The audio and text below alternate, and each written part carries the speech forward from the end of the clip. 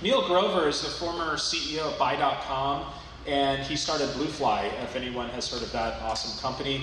And we're very honored to have him. He's the founder and CEO of Indie.com. Neel. Thank you, Sinan. I wasn't the founder of Bluefly, but I did run it for a couple of years. So hopefully you shot there. But quick question for everyone. How many people here use social media to drive awareness about their business or to try to get new customers? All right, so great, this is hopefully applicable.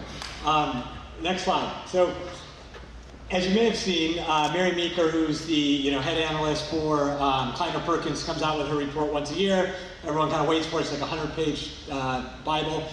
And this year came out and said 55% of e-commerce starts with social media discovery. So even if you're not selling purely online and you want to just drive awareness, you need to be in social. Brands need to be seen in social media. Starts with Facebook. Instagram's obviously taken off quite a bit. All the platforms are doing quite well. Seems simple enough. You just put your content on there. You've got a lot of followers. Everyone has focused the last several years to drive as many followers as they possibly could on their social channels. Next slide, please.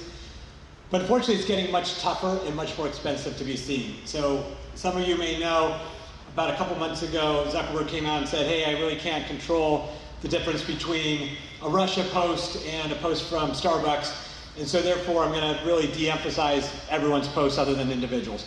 What he really meant to say was, what his CFO said is, we ran out of ad space, we need more ads, we need to charge more. So coincidentally, that came out at the same time. So irrespective of how many followers you have, you now see about a quarter of 1% on Facebook and about 1% on Instagram. So take Starbucks, has 36 million followers. They post something a year ago, 36 million people would see that post. It's a great way to get that awareness out.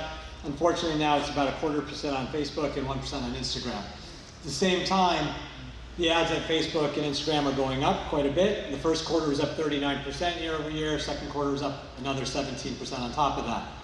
And for certain brands, it's up over 100%. So you need to be in social. It's getting harder and more expensive to be there. So what do you do? Next slide, please. Well, a lot of people are using influencers, and for some people that works really, really well. As you probably have heard, influencers post on your behalf. They've got great big followings. They got huge reach. Now everyone knows about you. A couple issues with that. First and foremost, there's not direct ROI on that. Most of these influencers are getting paid flat fees up front, and somewhere from a few $100s to oftentimes tens of thousands of dollars to hundreds of thousands of dollars.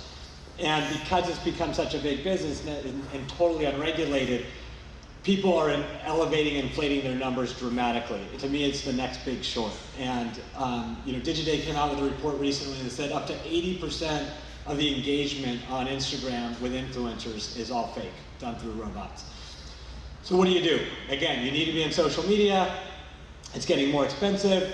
Traditional influencer marketing is not the way to go. Next slide, please. It's really using your customers and your employees. And so at the same time that Facebook and Instagram came out and said, hey, look, we're devaluing a brand post, they're extra elevating individuals' posts. So you have your best ambassador, you have your best influencer, it's your existing customer. Most people don't think about it that way, but utilize your existing customer to create some kind of content and post that on your behalf. You usually have to incentivize them. I'll give you a couple examples of folks that use it with our platform, but whether you use our platform or you do it yourself, just figure out a way that works. It's got to be authentic, organic, get them to want to connect and engage with you, create some type of content, and then post it into their social feeds because all of their friends and followers will see that, driving your awareness. It's not blocked by the algorithms of social media. We also make everything performance-based, so you're only paying if there's a transaction that happens, not just a flat fee based on things. A couple examples. Starbucks, that donates a lot of money every year to charities, this year they asked their customers, what charity should we donate to? We want to engage our customers, ask them, get them involved in the process, make them feel more connected to the brand, and ask them. So they put it out there, they had their customers upload 2-minute or less videos on their favorite charities. They posted it to their channel, they then shared it into their social media, drove millions of extra views. Starbucks literally just did their donations.